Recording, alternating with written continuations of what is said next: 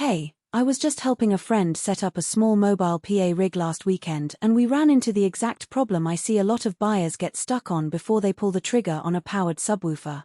You can spend hours comparing watts and decibels, but the real question is whether the thing is actually going to fit in your car, survive the drive to the gig, and still sound good when you plug it in at 11 p.m. with a tired crowd. If that sounds familiar, keep watching. This isn't one of those spec sheet deep dives that ignores the stuff that actually breaks on the road. Link is in the description if you want to check the product details on Amazon.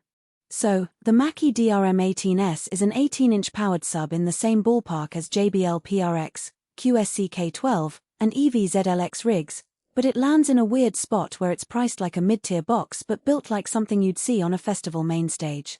The headline is 2,300 watts of Class D and a color touchscreen called the DRM Control Dashboard, but what that really means is you get a single knob interface for crossover, polarity, and presets instead of scrolling through endless menus on a tiny OLED. If you've ever fought a subwoofer menu at 2 a.m. while the singer is tapping the mic and the guitarist is asking is it on, you'll appreciate that one-knob clarity.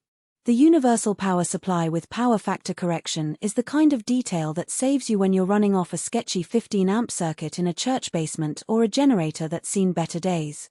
I've had subwoofers that brown out halfway through a set because the amp couldn't handle the voltage sag. This one just keeps going.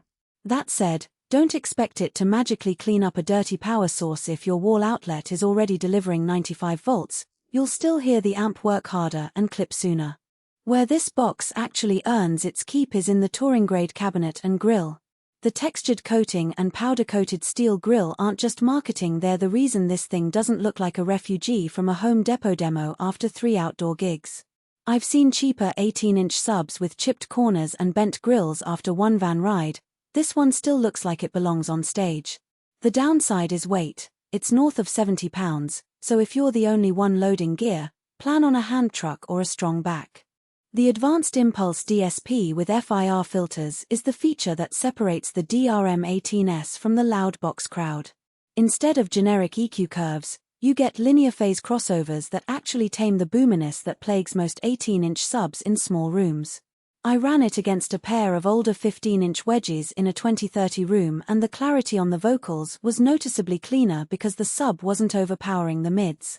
That said, the learning curve is real. If you've never touched FIR filters before, expect to spend 10 minutes tweaking before sound check. Who should buy this? If you're running a mobile DJ rig, a small band that plays clubs and weddings, or a house of worship that needs one sub to fill the room without breaking the bank, this is a solid pick. The single knob preset system means your drummer can dial in the right sound in under a minute, and the DSP keeps the mix from turning into a muddy mess. If you're doing large festivals or need multiple subs for line array setups, you'll probably want to step up to the next tier. This one is designed for 1 or 2 boxes, not a wall of subs. Who should skip it? If you're hauling gear solo or your vehicle can't handle 70 pounds, look elsewhere. The universal power supply is great, but it won't fix a room that's too big for one sub, and the DSP won't save you if you're trying to cover a gymnasium with 500 people.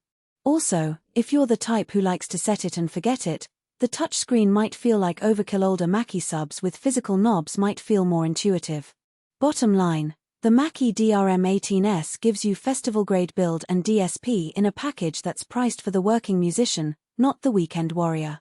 It's not the lightest sub you'll ever lift, and the touchscreen isn't for everyone, but once it's dialed in, it just works.